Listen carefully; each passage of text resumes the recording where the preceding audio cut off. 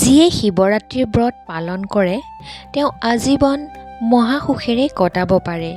সেই মানুহে শিৱৰ কৃপাত অভিলাষিত সিদ্ধি লাভ কৰিব পাৰে। শাস্ত্ৰৰ বিধিমতে শিৱৰাত্ৰি ব্ৰত পালন কৰা মানুহে অন্তিম সময়ত পৰম মুক্তি লাভ কৰিব পাৰে। জানিয়ে হওক বা নাজানিয়ে হওক, যি লোকে শিৱ পূজা কৰে সেই মানুহৰ প্ৰতিও মহাদেৱ সদায় সন্তুষ্ট হৈ থাকে। কোনোবা লোকৰ দ্বাৰা যদি নজনাকৈ কিবা পাপ কৰ্ম হয়, যদি শিৱ ব্ৰত পালন কৰা হয়, তেতিয়াও মহাদেৱে সেই লোকৰ পাপ নাশ কৰে। নমস্কাৰ বন্ধু বান্ধৱীসকল, শিৱপুৰাণত কোৱা হৈছে যে যি লোকে শিৱৰাত্ৰিৰ ব্ৰতৰ কথা পাঠ কৰে বা শুনে সেই সকলে অন্তিমত উত্তম গতি লাভ কৰিব পাৰে। কাৰণ আমি সকলোৱে জানো যে মহাদেৱ হৈছে পৰম দয়ালু ভগৱান। সেয়েহে যিসকল লোকে শিৱৰাত্ৰিৰ দিনাখন শিৱ ব্ৰত পালন কৰে তেতিয়া তেওঁ ভক্তক কৃপা কৰাৰ লগতে যিয়ে পৰম পবিত্ৰ মনেৰে তেওঁৰ নাম জপ কৰে সেইজনকো তেওঁ পৰম ভক্ত জ্ঞান কৰে। সেয়েহে বন্ধু বান্ধৱীসকল, আজি মই শিৱপুৰাণৰ পৰা এজন নিষাদে শিৱৰাত্ৰিৰ ব্ৰত পালন কৰি কি ফল লাভ কৰিলে তাৰে এটি কাহানী শুনাবলৈ গৈ আছোঁ। পুৰণি কালত ভিল্ল নামৰ এজন অতি দুষ্ট স্বভাৱৰ ব্যাধ আছিল। তেওঁ নিজ পুত্ৰ আৰু ভাৰ্যাৰ লগত বাস কৰিছিল। সেই ভিল্ল নামৰ ব্যাধজন আছিল ক্ৰোধী, বলৱান আৰু চোৰ স্বভাৱৰ। তেওঁ সদায় অৰণ্যৰ মাজলৈ গৈ মৃগ হত্যা কৰি আৰু আনৰ দ্ৰব্য চুৰ কৰি পৰিয়ালটো পোহপাল দিছিল। তেওঁ কোনোদিনে কেতিয়াও কোনো ধৰণৰ সৎকৰ্ম কৰাই নাছিল। তেওঁ বহুকাল এনে কৰ্ম কৰি পাপ অৰ্জন কৰিছিল। এদিনাখনৰ কথা, সেইদিনা আছিল শিৱৰাত্ৰি। সেই দিনটোত সেই ব্যাধ ভিল্লাই মৃগ চিকাৰ নাইবা আন কোনো খাদ্য আহাৰ পৰিয়ালটোৰ বাবে যোগাৰ কৰিব পৰা নাছিল।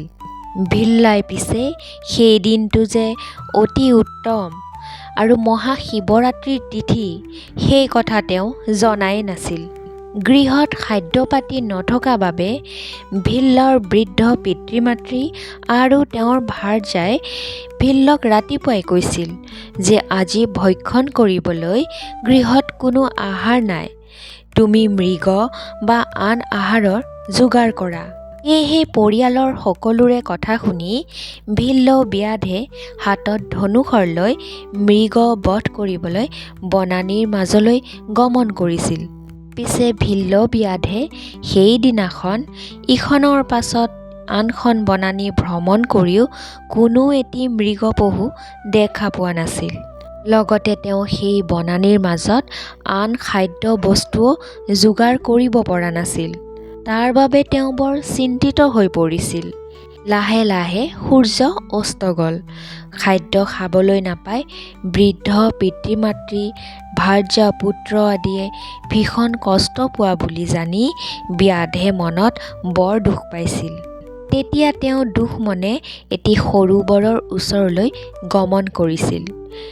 নিশা ভাগত কোনোবাই মৃগই হয়তো সৰোবৰৰ পানী পান কৰিব আহিব, সেই ভাবি তেওঁ সৰোবৰৰ পাৰত থকা এজোপা বেলগছৰ ওপৰলৈ উঠি সৰোবৰলৈ লক্ষ্য কৰি গছৰ ডালত বহি আছিল।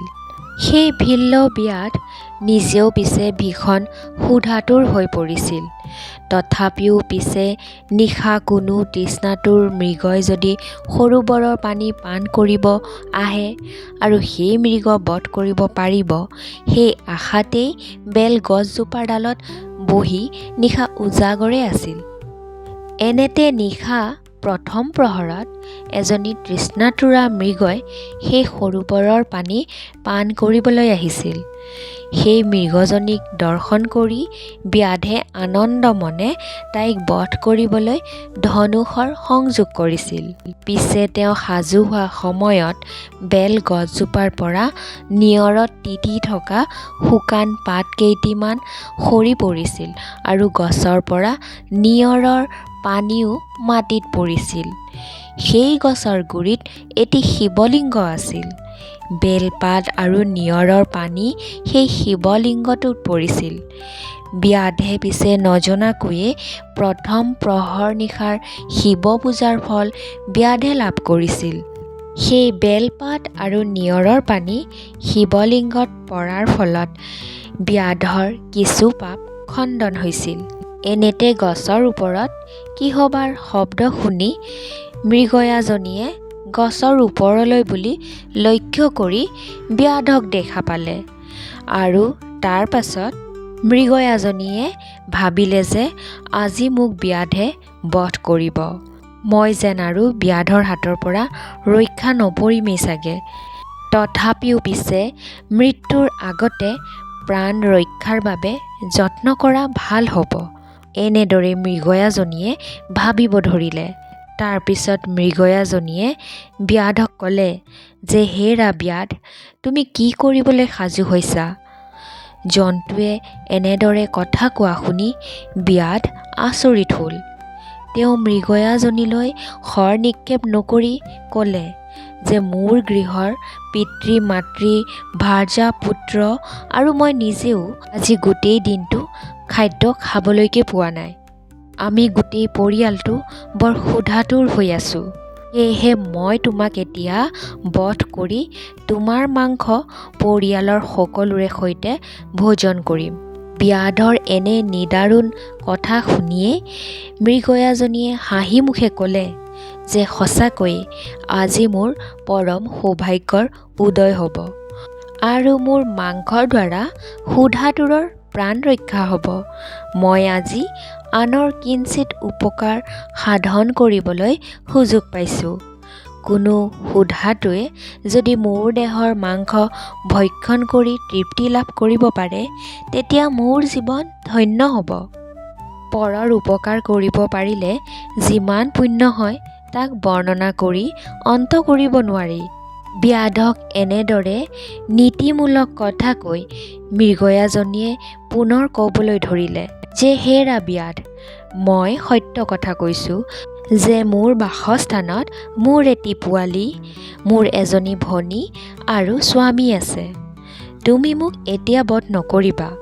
মই মোৰ এই পোৱালীক মোৰ ভনী আৰু স্বামীৰ ওচৰত সুৰক্ষিত কৰি থৈ অতি সোনকালে এই স্থানলৈ পুনৰ উভতি আহিম। তেতিয়াহে তুমি মোক বধ কৰি মোৰ দেহৰ মাংস তৃপ্তিৰে ভক্ষণ কৰিবা। মৃগয়াজনীৰ কথা শুনি এইবাৰ ব্যাধে ক'লে, যেতিয়া বিপদকাল উপস্থিত হয় তেতিয়া প্ৰাণ ৰক্ষাৰ বাবে সকলোৱে মিছা কথা কয়। ব্যাধৰ কথা শুনি মৃগয়াজনীও কৈছিল, সাগৰৰ জলাধৰা বায়ু আদি দেৱগণে সত্যক আশ্ৰয় কৰি নিজ নিজ কৰ্তব্য পালন কৰি থাকে।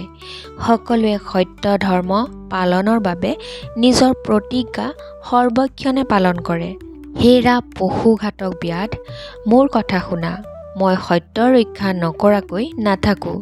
তুমি মোক বিশ্বাস কৰা। মৃগয়াজনীৰ কথা ব্যাধে বিশ্বাস নকৰাত পুনৰ ক'বলৈ ধৰিলে, হেৰা ব্যাধ, মই যদি পুনৰ এই স্থানলৈ নাহোঁ তেতিয়া মই সদায় পাপৰ বোজা মূৰত লৈ ফুৰিব লাগিব। যি নাৰীয়ে স্বামীৰ আজ্ঞা উলংঘা কৰে কৃতঘ্ন ব্যক্তিৰ যি পাপ হয় সেই ধৰণৰ পাপৰ বোজা কঢ়িয়াই লৈ ফুৰিব লাগিব। আনৰ অপকাৰ কৰাজনে হৰিক আৰাধনা নকৰা পাপীৰ পাপৰ সমান বোজা কঢ়িয়াব লাগে। মৃগয়াজনীয়ে এনেধৰণৰ বহুতো নীতিমূলক কথা ব্যাধক ক'লে। মৃগয়াজনীয়ে এনেবোৰ কথা কোৱাত ব্যাধে ক'লে, মই বাৰু তোমাৰ কথা বিশ্বাস কৰিলোঁ।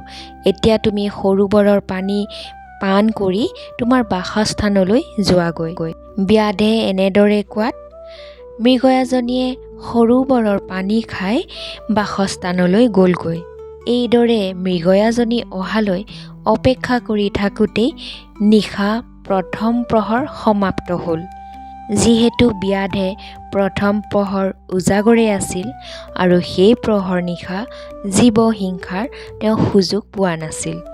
এইফালে দ্বিতীয় প্ৰহৰ নিশা আৰম্ভ হোৱাৰ লগে লগে প্ৰথমতে দেখা পোৱা মৃগয়াজনীৰ ভনীয়েকে সৰোবৰৰ পানী পান কৰিবলৈ সাজু হওঁতেই বেলজোপাৰ ডাল পুনৰ লৰচৰ হৈ কেইটিমান বেলপাত আৰু নিয়ৰৰ পানী অলপ গছজোপাৰ গুৰিত থকা শিৱলিংগৰ ওপৰত পৰিল।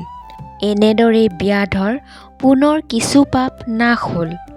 অজানিতে সেই ভিল্ল ব্যাধে উজাগৰে থাকি শিৱলিংগ পূজা কৰাৰ পুণ্যফল লাভ কৰিছিল।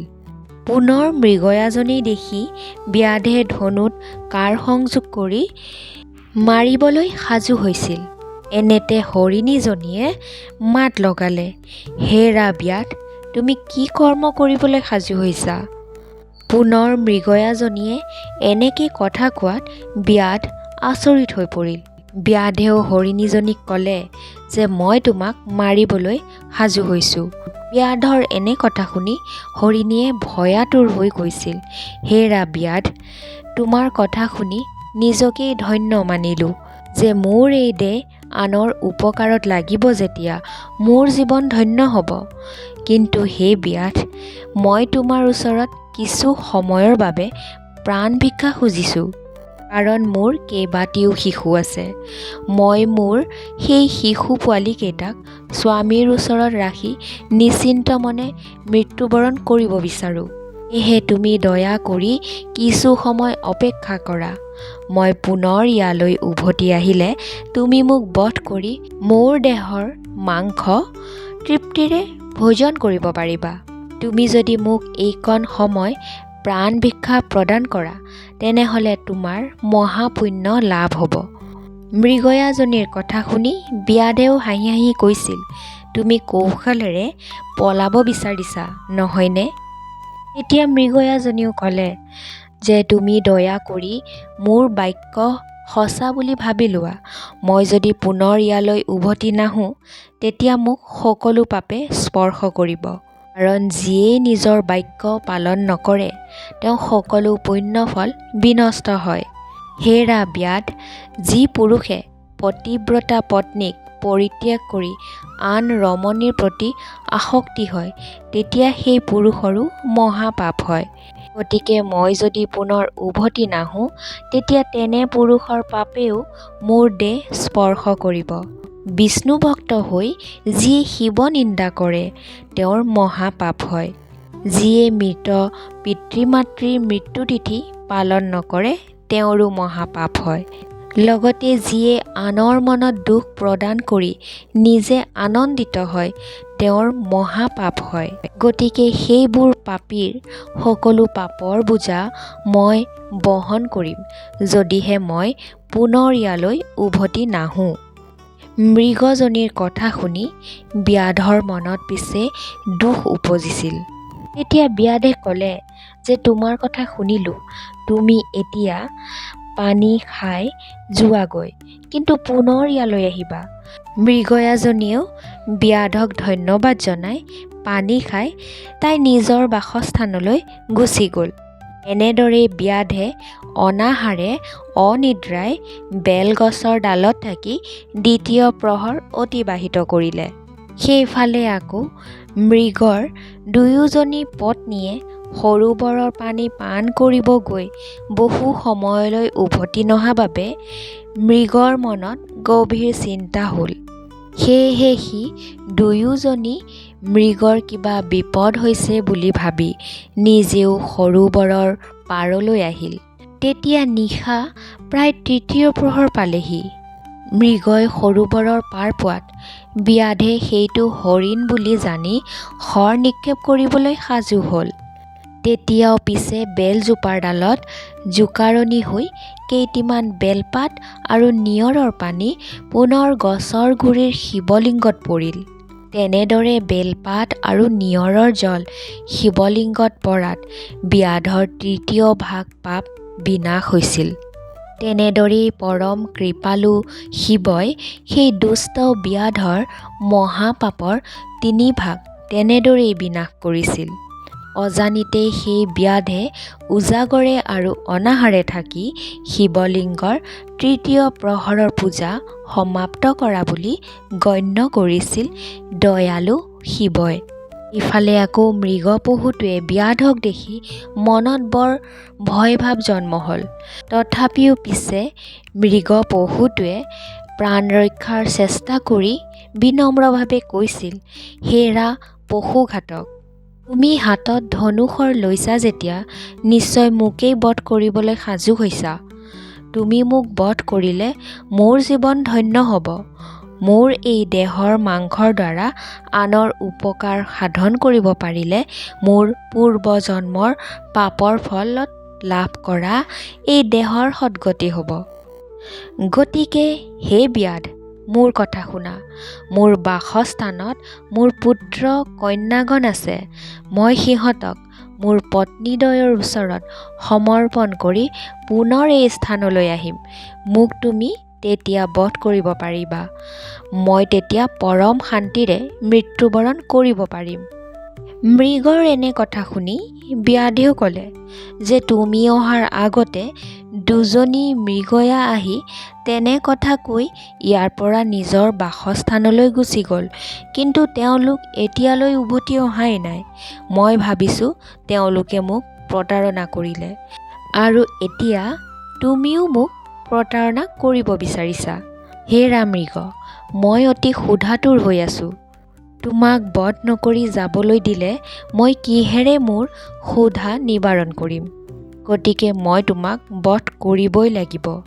ব্যাধৰ এই কথা শুনি মৃগয়ে ক'লে, হেৰা ব্যাধ, মোৰ কথা শুনা। মই কেতিয়াও মিছা কোৱাই নাই। মোৰ পত্নী দুজনী, তেওঁলোকে মিছা কথা নকয়। তুমি পূৰ্বতে যি দুজনী মৃগ ইয়ালৈ অহাৰ কথা কৈছা, সেই দুজনী নিশ্চয় মোৰেই পত্নী হ'ব। গতিকে হে ব্যাধ, পূৰ্বজন্মৰ পাপৰ ফলত আমি হৰিণ হৰিণী হৈ জনম লাভ কৰিছোঁ, কিন্তু আমি মিথ্যাবাদী নহয়, সেই কথা মনত ৰাখিবা। কাৰণ সকলো জন্তুৰ ভিতৰত মোৰ পৰিয়ালৰ সদস্যসকলেহে মানুহৰ দৰে কথা ক'ব পাৰে। আমাৰ বাহিৰে কোনো জন্তুৱে এনেদৰে কথা ক'ব নোৱাৰে। গতিকে হে ব্যাধ, মনত ৰাখিবা, সত্যৰ আশ্ৰয়ত এই বিশ্ব চৰাচৰ প্ৰতিষ্ঠিত হৈ আছে। গতিকে হে ব্যাধ, যিয়ে মিছা কথা কয় তেওঁৰ সকলো পুণ্য ক্ষয় হয়। মই প্ৰতিজ্ঞা কৰিলোঁ, মই পুনৰ এই স্থানলৈ উভতি আহিম। মই তোমাক বঞ্চনা নকৰোঁ।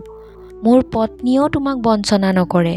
তেওঁলোকে মোক লগ ধৰিব পৰা নাই বাবেহে ইয়ালৈ পুনৰ আহিব পৰা নাই। গতিকে হে ব্যাধ, মোৰ কথা শুনা। যি মানুহে সন্ধ্যাকালত মৈথুন কৰে, শিৱৰাত্ৰিৰ দিনা ভোজন কৰে, মিছা সাক্ষ্য দান কৰে, পৰৰ ধন চুৰি কৰে, দ্বিজগুণে যদি ত্ৰিসন্ধ্যা পালন নকৰে, যিয়ে এবাৰো শিৱৰ নাম উচ্চাৰণ নকৰে, যিয়ে কোনো দিনে আনৰ উপকাৰ সাধন নকৰে, নাখাবলগীয়া খাদ্য ভক্ষণ কৰে, সেইবোৰৰ মহাপাপ হয়। গতিকে মই যদি তোমাক প্ৰতাৰণা কৰোঁ, তেতিয়া সেই পাপীবোৰৰ বোজা মই নিজ শিৰত ধাৰণ কৰি আজীৱন দুখ কষ্ট ভোগ কৰিয়ে থাকিম। সেয়েহে তুমি মোক বিশ্বাস কৰা। মৃগৰ মুখে এনে কথা শুনি ব্যাধৰ মনত দয়া উপজিল।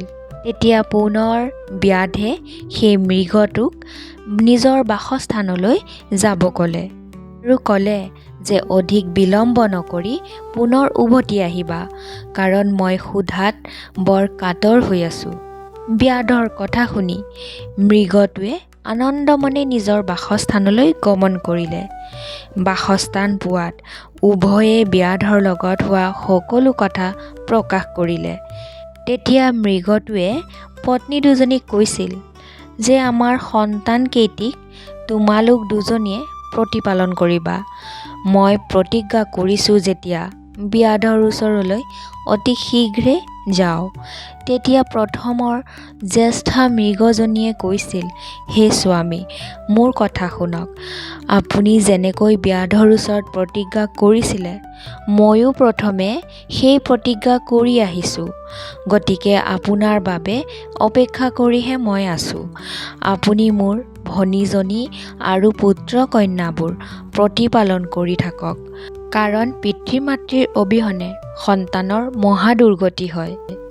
আপোনালোকে মিলি সন্তানৰ সদ্গতি কৰিব পাৰিলে নিজৰ নিজৰ প্ৰতিজ্ঞা পালনৰ বাবে ব্যাধৰ ওচৰলৈ যাব পাৰিব। ব্যাধ বৰ ভোকাতুৰ হৈ আছে, মোক যাবলৈ অনুমতি দিয়ক স্বামী। মৃগৰ কথা শুনি কনিষ্ঠা মৃগয়াজনীয়ে কৈছিল, মই তোমালোকৰ দাসী স্বৰূপা। সেয়েহে তোমালোক দুজনাই সন্তানবোৰৰ সদ্গতি লগাই ব্যাধৰ ওচৰলৈ যাবা। প্ৰথমে ময়েই ব্যাধৰ ভোক নিবাৰণ কৰোঁ, সেয়েহে তোমালোকে মোক অনুমতি প্ৰদান কৰা। এইদৰে কনিষ্ঠ মৃগজনীৰ কথা শুনি মতা মৃগটোৱে ক'লে, তোমালোকে এতিয়া যাব নালাগে। মই সন্তান পালন কৰিবলৈ অসমৰ্থ। সকলো সন্তানক মাতৃয়েহে স্তনৰ দুগ্ধপান কৰিব দি প্ৰতিপালন কৰে। মই মতাজনে কেনেকৈ সন্তান পালন কৰিম? গতিকে মই ব্যাধৰ ওচৰলৈ যাওঁ আৰু তোমালোকৰ কথা সকলো জনাম।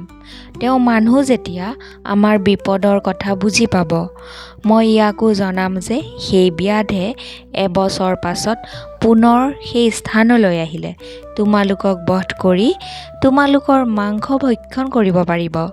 সদ্যহতে তেওঁ মোৰ দেহৰ মাংসই ভক্ষণ কৰক, কাৰণ এবছৰৰ পাছত আমাৰ পুত্ৰ কন্যা ডাঙৰ হ'ব। তেতিয়া তোমালোকে ব্যাধৰ হাতত মৃত্যুবৰণ কৰি পুণ্যফল লাভ কৰিব পাৰিবা।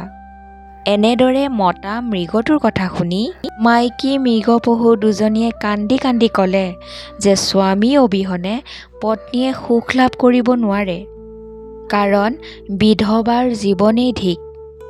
তেতিয়া সেই মৃগৰ ভাই ভনীৰ হাতত সন্তানকেইটি অৰ্পণ কৰি আৰু সন্তানকেইটিকো ভালদৰে বুজাই বঢ়াই প্ৰতিজ্ঞা পালনৰ বাবে মৃগ পহুটো আৰু মৃগ দুজনী পুনৰ ব্যাধৰ ওচৰলৈ গমন কৰিলে।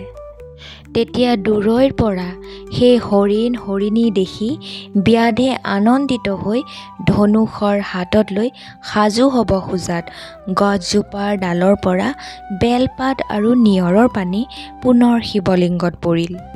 তেতিয়া নিশাৰ প্ৰায় চতুৰ্থ প্ৰহৰ হ'ল। এইদৰে শিৱলিংগত অজানিতে ব্যাধে লৰচৰ কৰোঁতে চতুৰ্থ প্ৰহৰৰ বেলপাত আৰু পানী পৰাত শিৱ পৰম সন্তুষ্ট হৈছিল। তেতিয়া সেই কৃপাময় মহাদেৱে ব্যাধৰ বাকী থকা পাপৰ অংশ নাশ কৰিছিল। সেইফালে মৃগ পহুকেইটাৰ পুত্ৰ কন্যাই পিতৃ মাতৃয়ে সৰোবৰৰ পাৰলৈ গমন কৰা জানি সিহঁতেও তেওঁলোকে নজনাকৈ পিছে পিছে গমন কৰি বেলগছজোপাৰ ওচৰ পালেহি। সেই বেলগছজোপাৰ ওচৰ পায়েই সিহঁতে দেখা পালে যে ব্যাধে ধনুষৰ হাতত লৈ পিতৃ মাতৃক বধ কৰিবলৈ সাজু হৈছে। তেতিয়া সিহঁতে চিঞৰি চিঞৰি ক'লে, হে ৰাম মহাত্ম ব্যাধ, প্ৰথমে তুমি আমাক বধ কৰি আমাৰ কোমল মাংস ভক্ষণ কৰা, তাৰ পাছত তুমি আমাৰ পিতৃ মাতৃক বধ কৰিবা। মৃগ পহুৰ পোৱালীকেইটাৰ কথা শুনি ব্যাধ আচৰিত হ'ল। অজানিতে শিৱৰাত্ৰিৰ চতুৰ্থ প্ৰহৰ ব্যাধে উপবাসে থাকি দেহ লৰচৰ কৰাত শিৱলিংগত পৰা বেলপাত আৰু নিয়ৰৰ পানীৰ বাবে শিৱ পৰম সন্তুষ্ট হৈ ব্যাধৰ সৰ্বপাপ নাশ কৰিলে। এইদৰেই ব্যাধৰ পাপ নাশ হোৱাত ব্যাধৰ মনত দিব্য জ্ঞানৰ উদয় হ'ল শিৱৰ কৃপাত। তেতিয়া ব্যাধে চিন্তা কৰিলে যে এই বনত বিচৰণ কৰি থকা মৃগ আৰু মৃগ পহুৰ পোৱালীবোৰ জ্ঞানহীন বুলি ভাবিছিলোঁ। সঁচাকৈ এওঁলোক মহাজ্ঞানী। এওঁলোক পশু হ'লেও সত্য ৰক্ষাৰ বাবে নিজৰ মাংস আনক ভোজন কৰিবলৈ উচৰ্গা কৰি পৰম ধন্য হৈছে। মই মানুহ হৈও মহামূৰ্খ আৰু জীৱ হিংসা কৰি নিতৌ মহাপাপ অৰ্জন কৰিলোঁ। সেয়েহে মই মোৰ পাপ ক্ষয়ৰ বাবে নিশ্চয় নৰকত বাস কৰি মহাকষ্ট ভোগ কৰিবই লাগিব। মোৰ জীৱন শতধিক। এইদৰে ব্যাধে মনতে সকলো কথা ভাবি তেওঁ ভাবিব ধৰিলে যে মই পূৰ্বতে এই জ্ঞান লাভ নকৰিলোঁ কিয়। ব্যাধৰ মনলৈ তেনে ভাৱ অহাৰ লগে লগে ব্যাধে ধনুষৰ দূৰলৈ দলিয়াই দিলে আৰু সেই মৃগ পশুকেইটাৰ পৰিয়ালটোক ক'বলৈ ধৰিলে যে তোমালোক পশু জনম লাভ কৰিও সদায় আনৰ উপকাৰৰ বাবে নিজৰ জীৱন উচৰ্গা কৰিলা। মই জীৱশ্ৰেষ্ঠ মানৱ জনম লাভ কৰিও জীৱ হিংসা কৰি মহাপাপ অৰ্জন কৰিলোঁ। এতিয়া তোমালোকে আনন্দ মনে বনৰ মাজত বিচৰণ কৰাগৈ, মই তোমালোকক বধ নকৰোঁ। ব্যাধৰ তেনে ব্যৱহাৰত মহাদেৱ সন্তুষ্ট হৈ মনোহৰ মূৰ্তি ধাৰণ কৰি ব্যাধক দেখা দি কৈছিল, হে ভিল্ল ব্যাধ, মই তোমাৰ প্ৰতি সন্তুষ্ট হ'লোঁ। তুমি উপবাসে থাকি মোৰ পূজা কৰিলা। এতিয়া তুমি অভিলাষিত বৰ প্ৰাৰ্থনা কৰা। তেতিয়া ব্যাধে শিৱক দৰ্শন কৰাৰ লগে লগে জীৱ মুক্ত হ'ল। তেওঁ শিৱক ভক্তিভাৱে প্ৰণাম জনাই ক'লে, হে প্ৰভু, মই মহাপাপীয়ে আপোনাক দৰ্শন কৰিলোঁ। এয়াই মোৰ পৰম সৌভাগ্য। মই অজানিতে আপোনাৰ পূজা চতুৰ্থ প্ৰহৰে কৰা বুলি ভাবি আপুনি মোৰ পাপবোৰ বিনাশ কৰি মোক দেখা দিলেহি। মই আপোনাৰ চৰণ বন্দনা কৰিব পালেই হ'ব। মোক আৰু অন্য একো বৰ নালাগে। ব্যাধৰ কথা শুনি শিৱই ক'লে, হে ব্যাধ, সকলো মানুহে কৃত কৰ্মৰ ফল ভোগ কৰিহে পৰম মুক্তি লাভ কৰিব পাৰে। তুমি এতিয়ালৈকে মহাপাপ কৰিছিলা যদিও মই তোমাৰ এই জনমৰ পাপ নাশ কৰিলোঁ। পূৰ্ব জন্মৰ পাপৰ বাবে তুমি ব্যাধ ৰূপে জন্ম লাভ কৰিছা। সেই জন্মৰ পাপৰ ফল ভোগ কৰাৰ পাছতহে তুমি পৰম মুক্তি লাভ কৰিব পাৰিবা। গতিকে তুমি তাৰ বাবে দুখ কৰাৰ কোনো প্ৰয়োজন নাই। সেয়েহে মই তোমাক আজিৰ পৰা গৌহ নাম প্ৰদান কৰিলোঁ। মানুহে তোমাক গৌহক চণ্ডাল বুলি জানিব। মোৰ কৃপাত তুমি ধাৰ্মিক হ'বা। ধৰ্ম আচৰণ কৰি এই জনমত তুমি পৰম সুখ লাভ কৰিব পাৰিবা। তুমি ব্যাধসকলৰ ৰজা হ'ব পাৰিবা। তোমাৰ বংশ বৃদ্ধি হৈ থাকিব। বহু বছৰৰ পাছত দশৰথ ৰজাৰ পুত্ৰ শ্ৰী ৰামচন্দ্ৰৰ লগত তোমাৰ দেখা দেখি হ'ব। তুমি সেই ৰামচন্দ্ৰক ভক্তিভাৱে পূজা কৰিলে তেতিয়া তুমি পূৰ্বৰ জন্মৰ সকলো পাপৰ পৰাই মুক্তি লাভ কৰিব পাৰিবা।